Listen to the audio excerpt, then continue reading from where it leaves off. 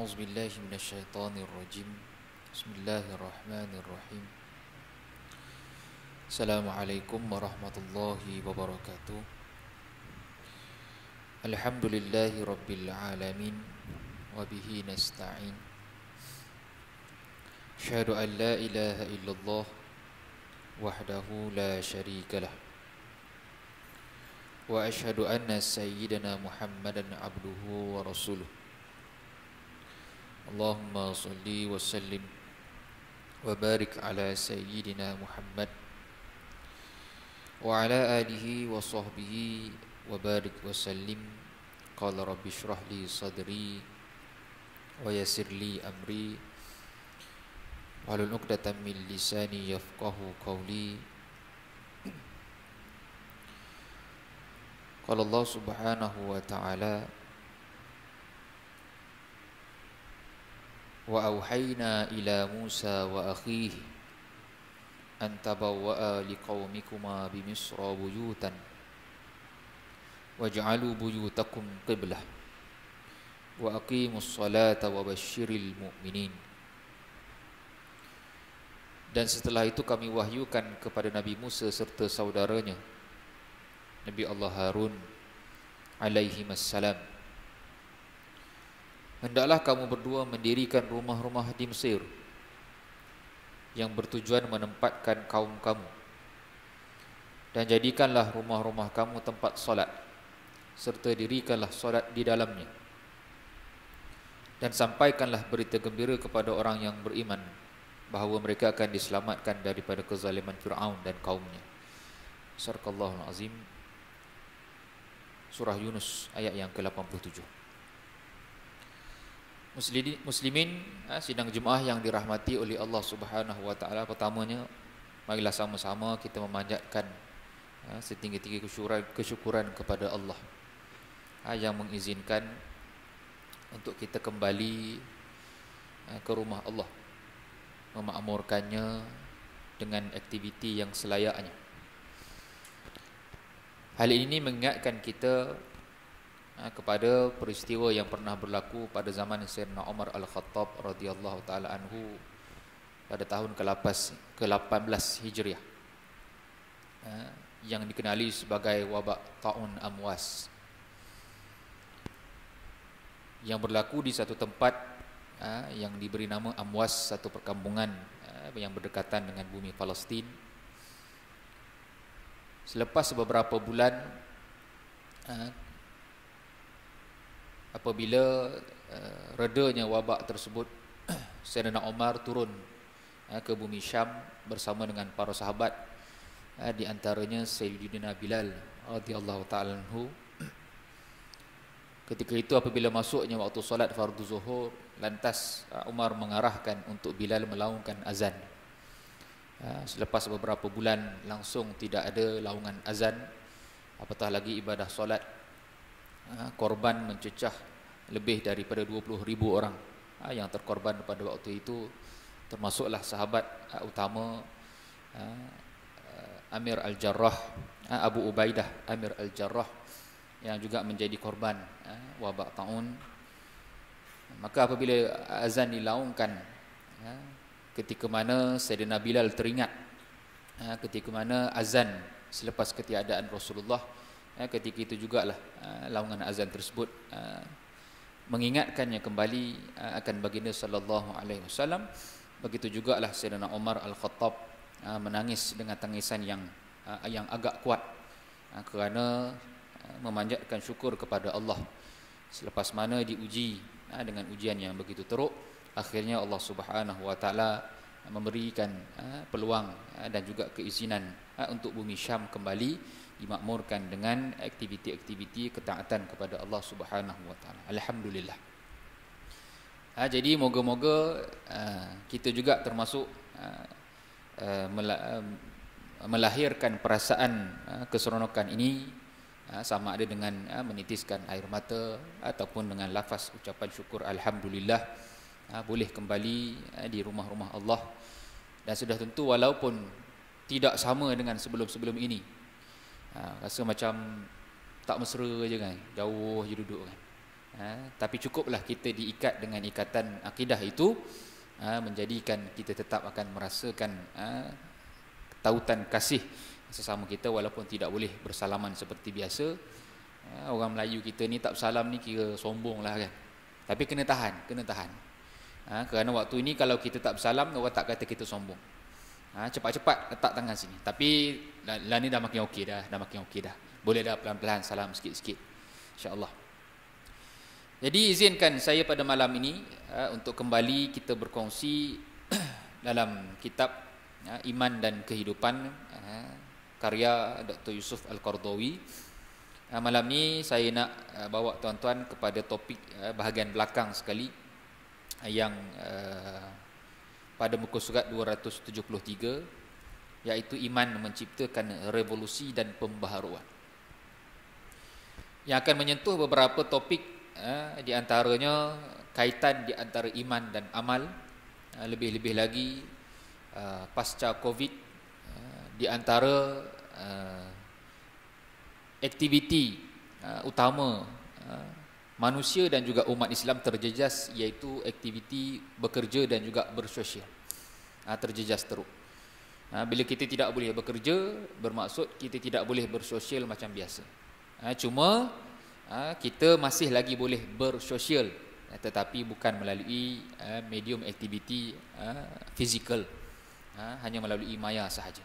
Sudah tentu tak sama, terutamanya golongan kaki ngeteh. Jam. Bila tak boleh ngeteh, dia jam. Tetapi bila dah 4 bulan tak boleh ngeteh, nak rasa nak ngeteh pun malas dah. Jadi nak kembali balik kepada rutin yang asal. Kalaulah rutin itu rutin yang tidak baik, alhamdulillah. Tetapi rutin yang kita kata okey je, nak teruskan pun tetap kita merasai kemalasan, kerana apabila kita sudah tidak bersosial dengan tempoh yang begitu lama, akan ada kesan dia. Jadi topik pada malam ini akan menyebutkan tentang beberapa perkara berkaitan asas yang merubah manusia.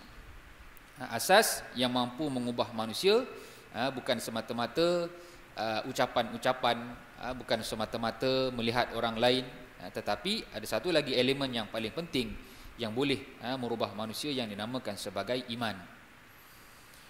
Kita boleh lihat di depan mata kita revolusi ataupun pembaharuan yang datang daripada barat, yang datang daripada Eropah, yang datang daripada revolusi kecil, sama ada di Perancis, Itali, England dan sebagainya, ataupun secara revolusi yang besarnya yang berlaku di Eropah di atas nama Renaissance. Kita akan dapati revolusi itu tidak kekal lama, tidak bertahan lama. Bahkan revolusi tersebut yang tujuannya untuk melawan kejahatan yang sedia ada, dilihat pada peringkat awal seakan-akan lebih baik, tetapi akhirnya yang berlaku dia 2 kali 5 sahaja.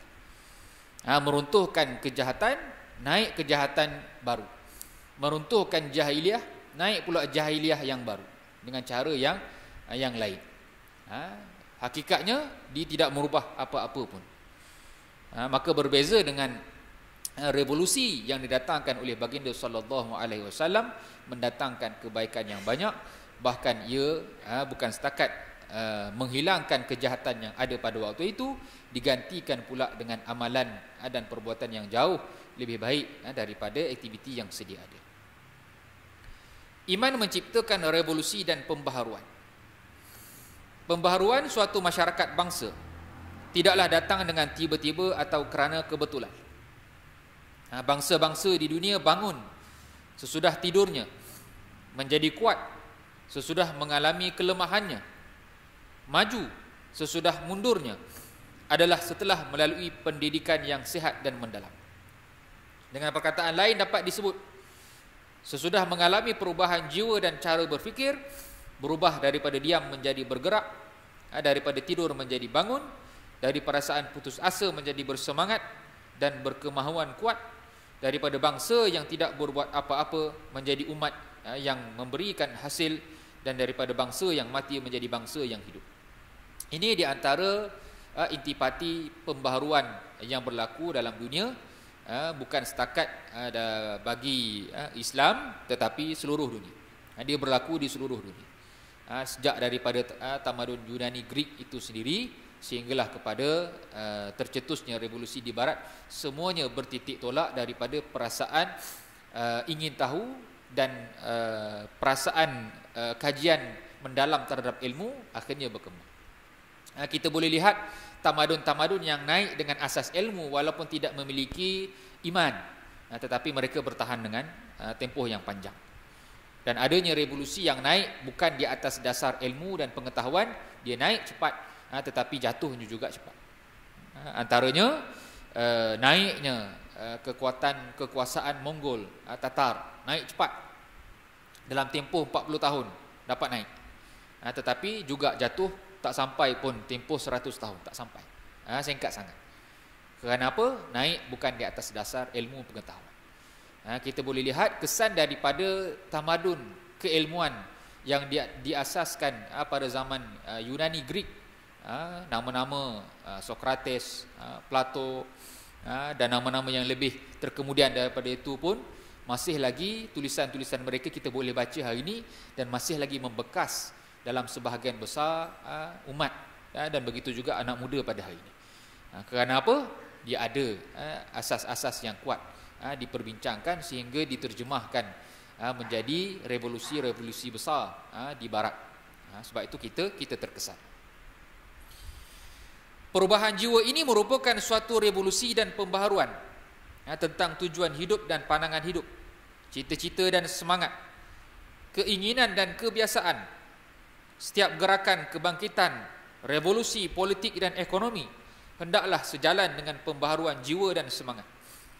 Kalau pembaharuan dan gerakan lahir tidak sejalan dengan perubahan jiwa, maka revolusi dan pembaharuan hanya di atas kertas semata-mata atau merupakan suara dan teriakan di gurun pasir, hilang lenyap di telan udara.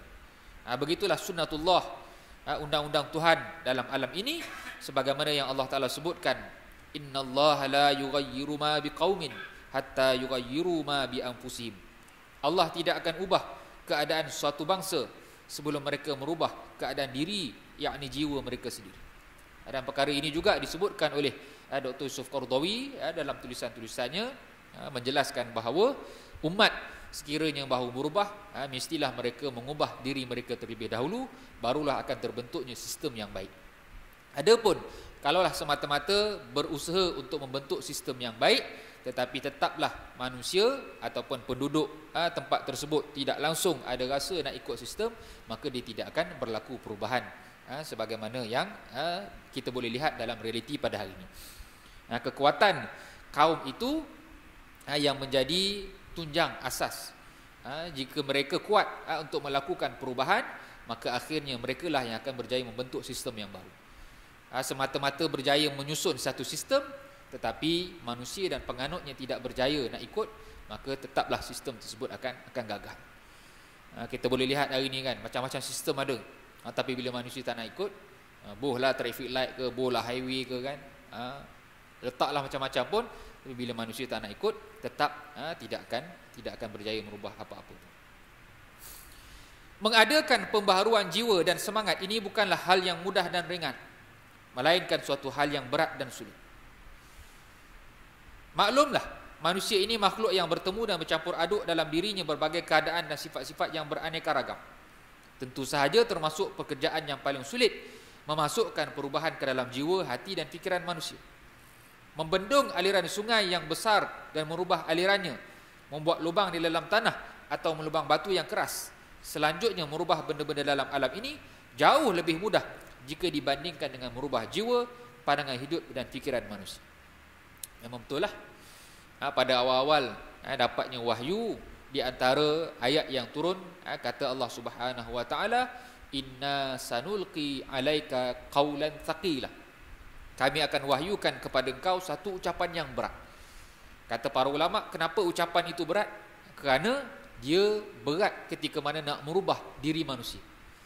Ucapan itu berat kerana apa? Nak mengubah manusia ini satu perkara yang susah. Orang Mekah, Nabi ada di situ, Nabi lahir di situ, tapi orang Mekah yang tak terima dakwah Nabi. Sebab itu dia menjadi suatu perkara yang berat. Kalau nak buat kemajuan, dan hari ini pun kalau kita ikuti teknologi AI ke arah mencipta robot-robot yang cerdik macam manusia, ada dah yang boleh bercakap dan boleh seakan-akan berfikir macam manusia. Itu adalah jauh lebih mudah untuk mereka berinteraksi, kerana mereka boleh kawal daripada berinteraksi dengan manusia, makhluk sosial yang ada macam-macam perasaan, yang sukar dijangka, yang boleh dijangka pun belum tentu kita boleh kuasai. Maka ini yang disebutkan oleh para ulama. Membangun perusahaan, gedung sekolah dan lain-lain pembangunan adalah mudah dilaksanakan berbanding manusia.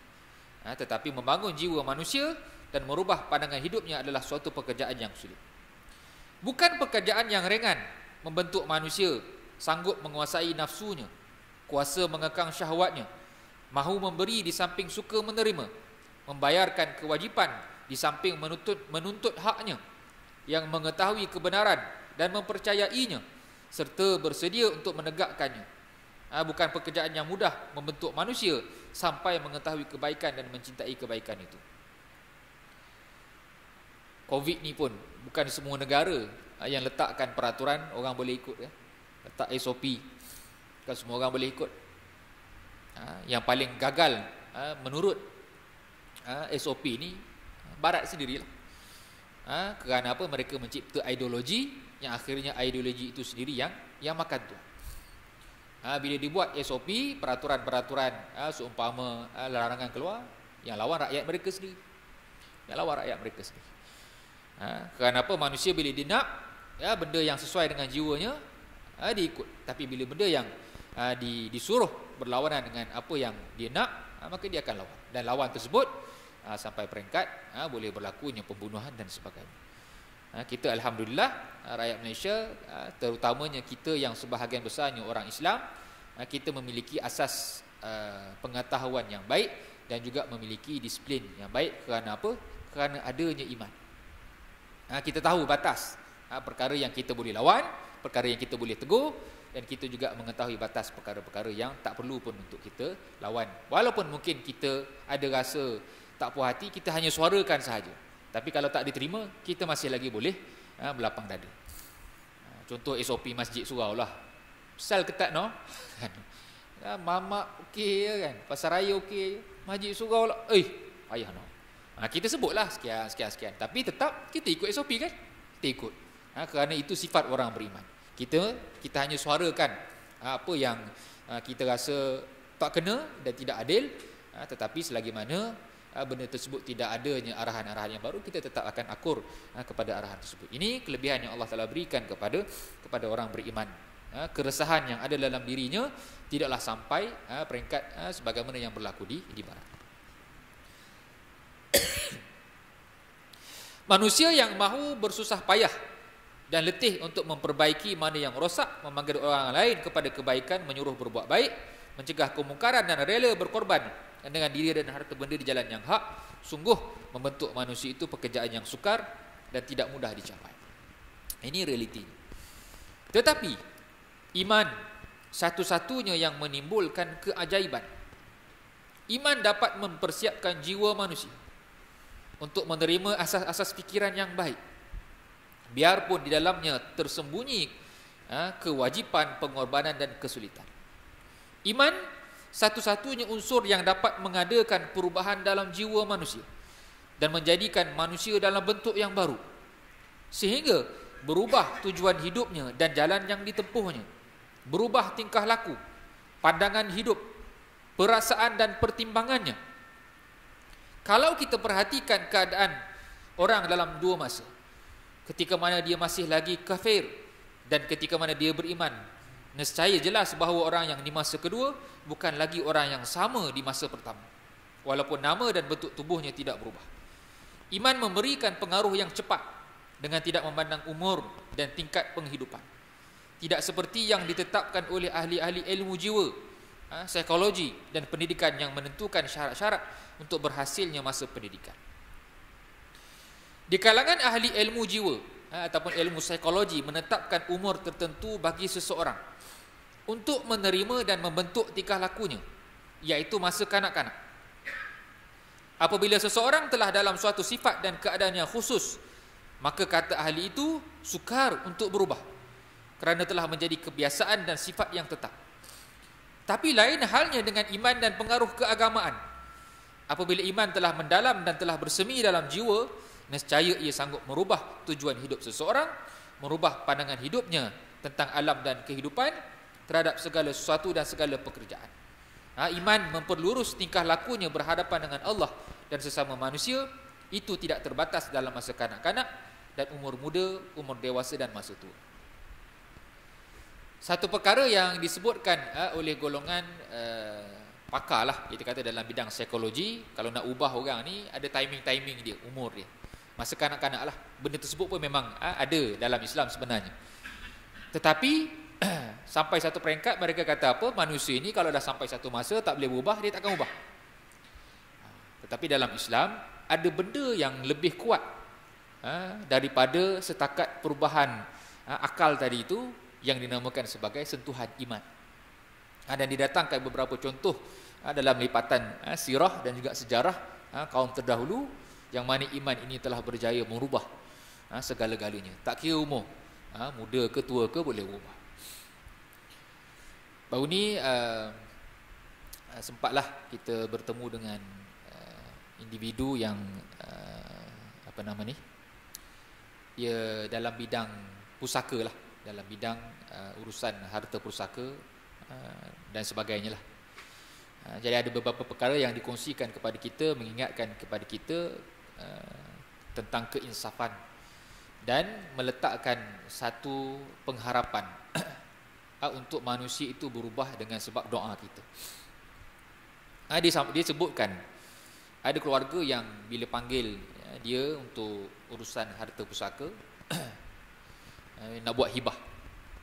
Nak buat hibah, terus orang yang uruskan harta pusaka ni dia tahu dah. Kenapa nak buat hibah? Jadi biasa kadang-kadang orang tak nak cerita, tapi orang yang buat benda ni dia tahu dah. Mesti ada something wrong yang berlaku. Jadi orang yang uruskan harta pusaka dia kata apa? Kena cerita. Kalau tak cerita, saya tak boleh bagi jawapan yang tepat. Kena cerita. Kalau tak cerita, tak boleh bagi keputusan yang baik. Jadi akhirnya bila cerita, tahulah nak hibah kenapa? Kerana ada seorang anak ni yang ada masalah. Kalau boleh tak nak langsung, dia dapat hak. Tak nak langsung, dia dapat hak. Begitulah. Kalau tuan-tuan ada tengok satu rancangan Arab, semua saya tak pastilah Qatar ke mana ke, dia buat satu rancangan, biasa rancangan tersebut menemukan dua orang yang terpisah. Benda ni banyak dah tempat buat. Malaysia pun dulu ada buat kan. Apa nama tu? Jejak kasih kan? Jejak kasih, lebih kurang macam itulah. Ni versi Arab. Jejak kasih. Anak ni bukan sebenarnya tak boleh jumpa ayah dia, tapi ayah dia tak nak jumpa anak dia. Maksudnya anak ni ayah dia buang lah. Memang dah tak nak terima. Tapi buat rancangan tersebut, panggil, pergi jemput ayah. Dan ayah dia dalam rancangan tu pun bagi tahu. Kalau tahulah nak jumpa anak aku ni, aku lawa, aku tolak dah. Cuma aku mari ni sebab host rancangan tu rapat dengan dia. Dia kenal, dia suka. Biasa tengok rancangan sebut dia suka. Jadi dia pun mari jugalah. Tapi rupanya tahu nak jumpa dengan anak dia. Kita dengar lah, kita tengoklah, memang ayah tu kata, aku takkan ampunkan dia, aku takkan maafkan dia. Ini anak derhaka, aku bagi duit, dia habiskan. Aku bagi syarikat, suruh dia berniaga, dia bankruptkan. Ayah dia cerita satu-satu dalam rancangan tu. Jadi kita kata, malu kot. Tapi anak dia mungkin ada kesungguhan nak juga. Ayah dia maafkan dia. Kerana kalau panggil pergi saja, maksudnya merayu-rayu, memang ayah dia takkan nak jumpa tu. Maka buat rancangan. Yang host rancangan ni pun fed up dah. Kau kan kena ingat, kita ni manusia, sedangkan Nabi pun ampunkan umat. Apatah lagi kita. Tapi ayah dia kata kerah juga. Akhirnya fed up, host ni kata, ikut kau lah.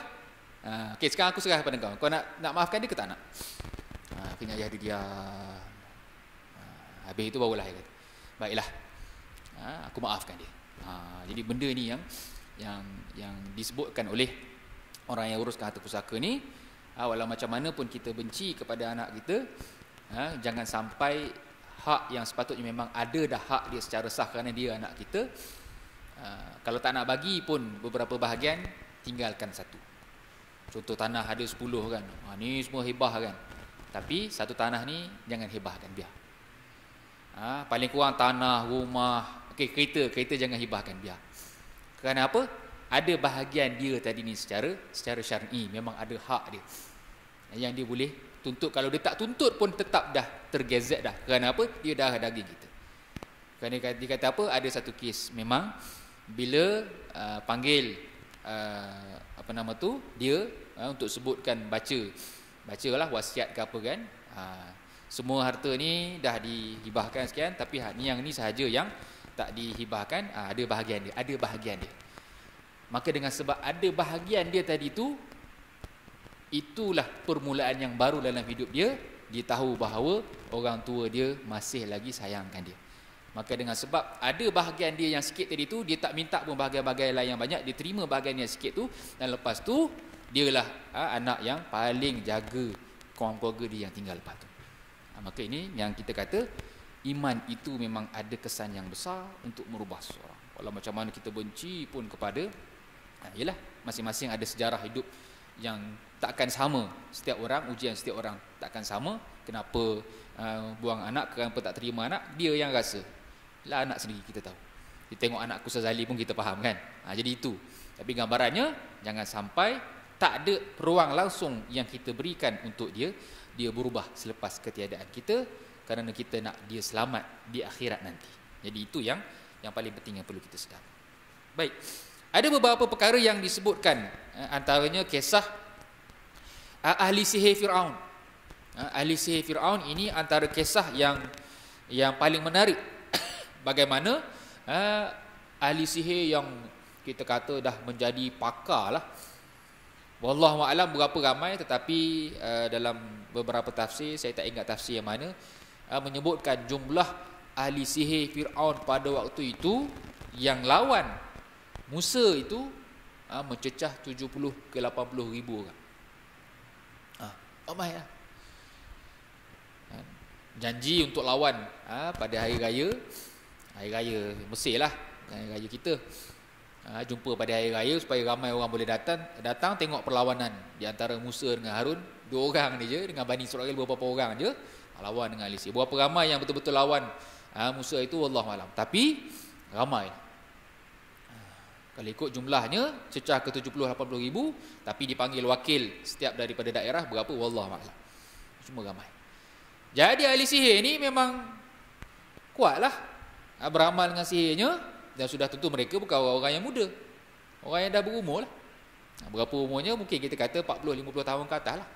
Jadi ahli sihir, tapi akhirnya apabila mereka lihat depan mata akan mukjizat Nabi Allah Musa alaihi salam, walaupun disebutkan oleh Fir'aun dia sebagai sihir, tapi yang ahli sihir ni kata, tahulah ke dah, ni ahli sihir belaka ni. Masing-masing ada kepakaran sihir masing-masing. Tiba-tiba tengok ular Nabi Musa, ni bukan sihir, tak ada dalam silibus ilmu sihir, tak ada ni. Ni bukan ilmu sihir, ni lain. Menyebabkan apa ucapan mereka? Qala lil mala'i haulahu inna haza la sahirun alim. Mana ayat dia? Ni.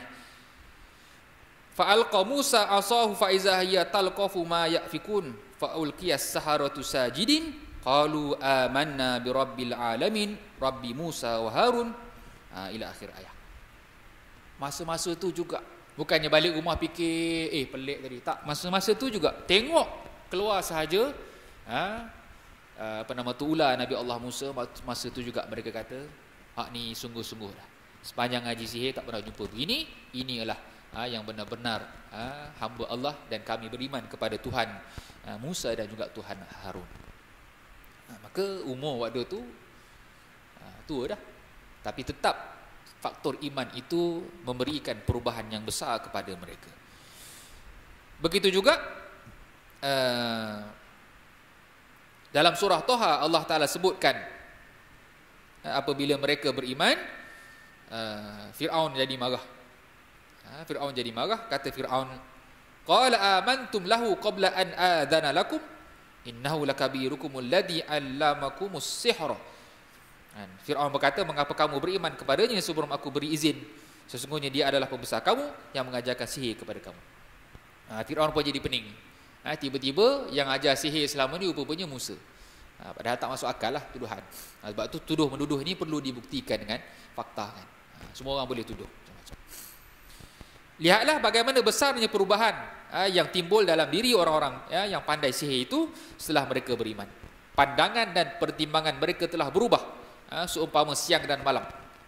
Dahulunya keinginan mereka terpaut kepada harta benda dan mereka meminta bayaran yang cukup besar. Harapan mereka untuk menang digantungkan kepada kebesaran, kemuliaan dan kesaktian Fir'aun. Padahal kenapa mereka setuju nak lawan Musa ni? Kerana ditawarkan dengan hadiah yang cukup besar. Antaranya Fir'aun kata apa? Siapa yang boleh menang akan dapat kedudukan yang lebih dekat dengan aku. Naik pangkat lah.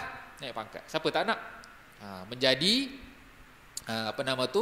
ahli sihir di istana Fir'aun. Kan lebih power. Mungkin sebelum ni jadi ahli sihir kat tempat jauh-jauh kan. Mesir kan besar. Duduk jauh-jauh kan. Jadi menyebabkan sudah tentu itu tarikan yang menarik bagi mereka. Tapi apabila mereka telah beriman, terus hilang. Ikut kau lah.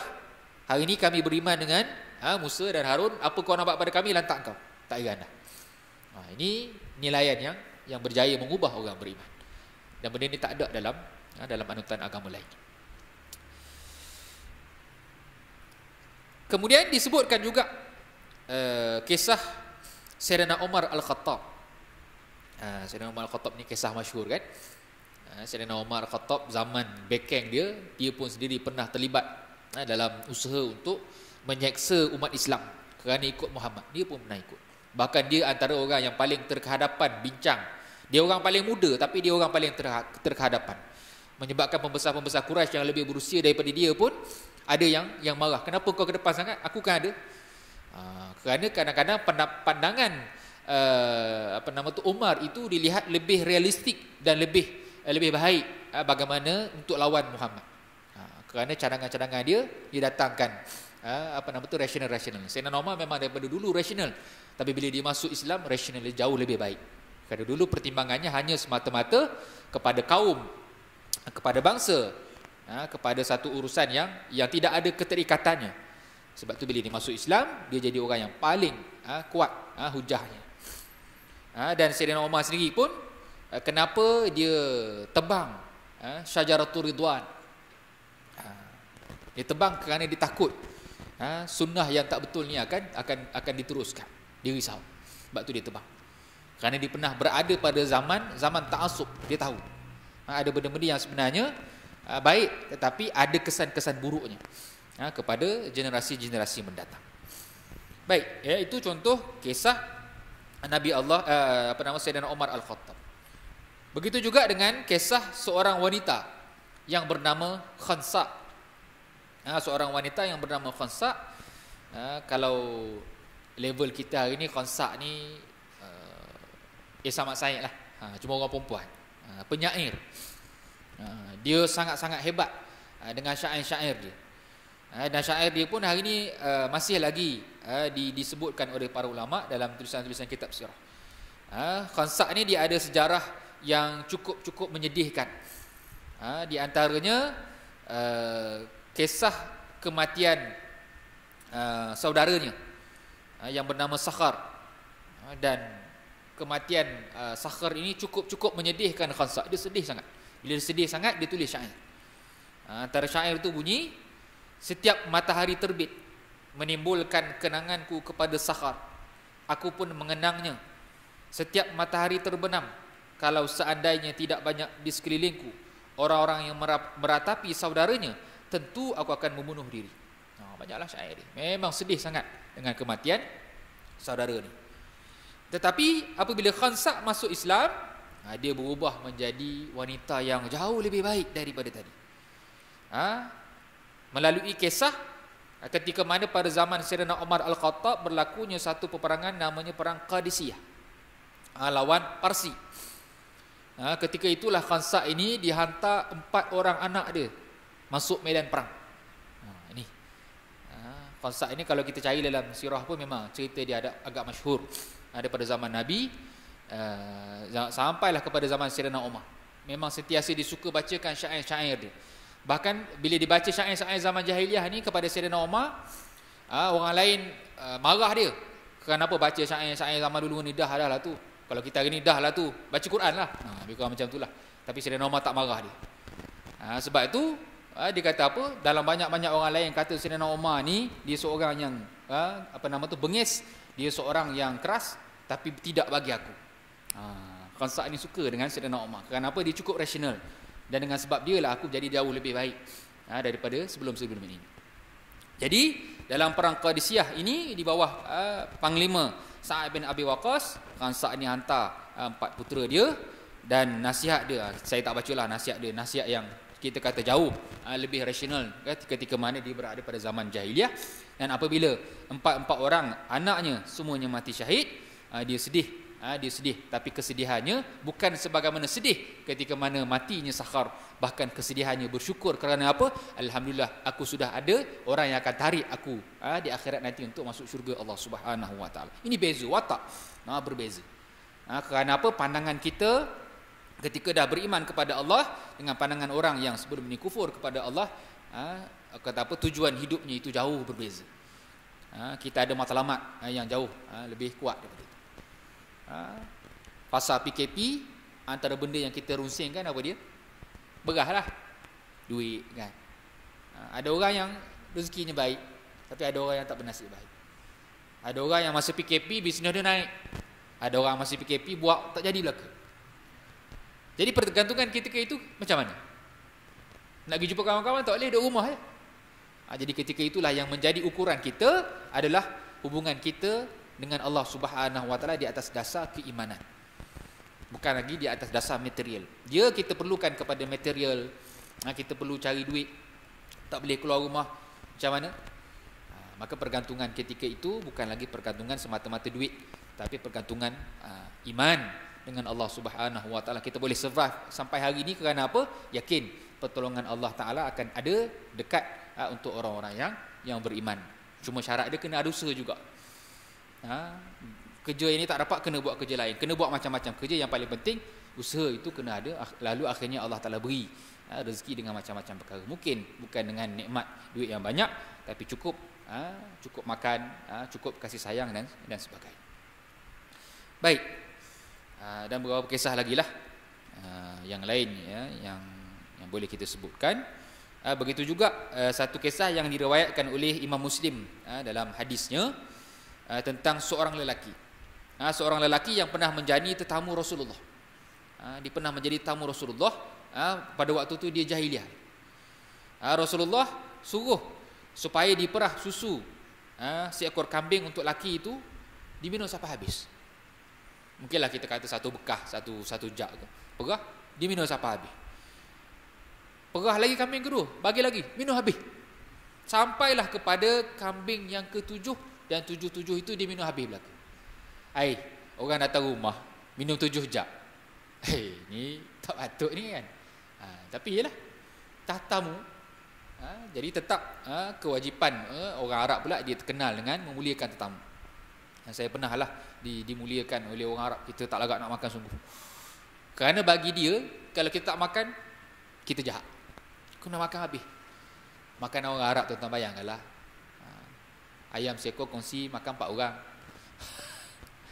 Dalam terung dia ada nasi, makan terung tak apa, makan terung dalam ada nasi, kena habis kat. Dah habis dia punya pencuci mulut pula, bukan ringan-ringan, nasi juga. Jadi kalau tak habis tak boleh, kena habis, kena paksa habis. Jadi itu budaya orang Arab. Jadi bila 7 ekor kambing punya perahan susu dihabiskan, itu ketika mana jahiliah. Akhirnya suatu hari bila dia masuk Islam, dia beriman, lalu datang jumpa Rasulullah, dan Rasulullah hidangkan juga dengan benda yang sama. Rasulullah perah susu, dan akhirnya silakan minum, dia minum. Kemudian perah susu yang kedua, dia tak minum dah, tak tambah dah. Nabi tanyalah, kenapa tak minum? Maka dia pun sebutkan, sesungguhnya orang yang beriman itu minum dengan 1 perut, sedang orang kafir minum dengan 7 perut. Maksudnya berubah habis. Jadi ini kita kata apa? Satu perkara yang sepatutnya menyedarkan kita. Kita hari ini sepatutnya berubah menjadi lebih baik dengan sebab faktor keimanan. Sebab itu pada topik seterusnya mungkin tak sempat untuk sharekan pada malam ni, iaitu tentang mempertingkat prestasi kerja orang yang paling bermotivasi untuk bekerja semasa PKP dan pasca habisnya PKP ini adalah orang beriman. Bila boleh bekerja tu, semangat bekerja dia sepatutnya jauh lebih baik daripada orang lain. Dia lah orang yang paling datang awal. Dia lah orang yang berusaha untuk menghabiskan semua kerja yang dia tertangguh, dan apa juga tugasan yang diberikan kepada dia. Tapi yang berlaku lek lu kan, ngetel lu kan. Lepas sarapan minum pagi, lepas minum pagi minum sebelum tengah hari, lepas minum tengah hari, kita yang paling banyak minumnya. Kita yang paling banyak makan. Malam lagi sambung kan. Lepas ngetel tak habis-habis. Seakan-akan budaya makan orang Islam ni paling teruk. Jadi ini satu perkara yang perlu kita sedari. Kat mana silapnya? Di mana perkara yang perlu dibetulkan. Jadi ini satu perkara yang perlu kita sedari. Orang beriman sepatutnya dengan hubungan kerohanian kita dengan Allah Subhanahu Wa Taala, efek kepada aktiviti kita. Sebab tu kata Nabi dalam satu hadis, laisal imanu bitamanni wala bitahalli walakin ma waqara fil qalbi wa saddaqahu al amal. Hadis riwayat Ibnu Najjar dan juga Imam Ad-Dailami. Iman itu bukanlah merupakan harapan dan bukan pula perhiasan secara zahir, melainkan yang tertanam dalam hati dan dibuktikan oleh perbuatan. Maka hari ini orang yang paling termotivasi untuk terus mencari habuan dunia demi akhirat adalah orang-orang beriman. Soal orang bukan Islam kaya raya itu tak apalah, kerana kita tahu kita bukan setakat mengejar harta benda, tapi bukanlah suatu halangan pun untuk orang Islam kaya raya, tetapi memiliki satu tujuan yang cukup hebat, memiliki fasa gerak kerja, ada target yang nak dicapai. Ini kehidupan orang beriman. Bermalas-malasan ini bukan sifat orang beriman. Sebab itu kata Asy-Syahid Hasan al-Banna, la tai'asu fa innal ya'sa laisa min akhlaqil muslimin. Jangan berputus asa. Kerana apa? Berputus asa itu bukan akhlak orang Islam, bukan akhlak orang Islam. Kita penat, kita rehat, biasa. Kita dah buat, tak dapat siap, kita tinggalkan kejap, itu normal. Kerana apa? Kita akan sambung balik, kita akan buat balik. Tetapi berputus asa, terus tinggal, tak ada harapan dah ni, buatlah apa pun tak jadi. Sebab tu bila adanya macam-macam musaadah, bantuan apalah, orang beriman sikap dia sepatutnya bukan minta bantuan dulu. Orang yang memang susah tak nafi, tapi kita yang tahu sebenarnya kita cuma sekarang ni tak ada gaji. Maka benda yang perlu kita buat adalah cari kerja yang membolehkan dapat gaji. Walaupun mungkin tak sebesar sebelum ni. Sebelum ni kalau buat sejam dapat 500, tapi kali ni buat mungkin dapat RM10. Maka itu adalah jauh lebih baik daripada kita hanya setakat isi borang minta bantuan. Isi borang minta bantuan standby, kerana takut apa, kerja tak dapat menampung. Tak apalah. Tetapi semata-mata segala bantuan diisi. Orang yang selayaknya dapat tak dapat. Akhirnya kita tak secara tidak sengaja menzalimi orang yang selayaknya memang dapat bantuan. Jadi saya kira ini satu perkara yang penting untuk kita fahami. Dorongan untuk kuat bekerja itu datangnya daripada nilaian iman itu sendiri, dan tidak ada perkara yang lebih baik untuk merubah kehidupan kita selain daripada iman kepada Allah Subhanahu Wa Taala. Sebab itu adalah suatu perkara yang sangat-sangat besar pahalanya dijanjikan oleh Nabi bagi sesiapa sahaja yang berjaya mengislamkan orang lain, kan. Pahala sangat-sangat besar. Kenapa? Daripada keislamannya itu akhirnya dia berubah seluruh kehidupan. Jadi ini perkara yang sangat-sangat perlu kita sedari. Semoga pasca PKP, walaupun masih lagi dalam PKP sebenarnya, insya-Allah tidak terus menerus melemahkan semangat kita dengan norma baru, dengan banyak benda-benda yang tidak boleh dilakukan walaupun dia sebelum ni halal, tetapi sangkaan kita masih banyak lagi perkara-perkara baik yang boleh kita lakukan demi untuk mencari redha Allah Subhanahu Wa Taala. Jadi saya kira untuk malam ni setakat itu sajalah daripada saya. Ni bukan kuliah mula kan, ke kuliah pertama? Bukanlah kan, dah hari tugas minggu ni, insya-Allah. Jadi moga-moga Allah Taala rahmati kita, dan semoga PKP ini kita pandang dengan penuh hikmah ya, datang daripada Allah Subhanahu wa taala. Wallahu alam. Assalamualaikum warahmatullahi wabarakatuh. Subhanakallahumma wa bihamdika asyhadu an la ilaha illa anta astaghfiruka wa atubu ilaik. Bismillahirrahmanirrahim. Wal 'asr innal insana lafi khusr illa allazina amanu wa amilus solihati wa tawassaw bil haqqi wa tawassaw bis sabri. Rabbana atina fid dunya hasanah wa fil akhirati hasanah wa qina azabannar. Sallallahu ala khalqi Muhammadin nabiyil ummi wa ala alihi wasallam. Walhamdulillahi rabbil alamin. Taqabbalallahu minkum.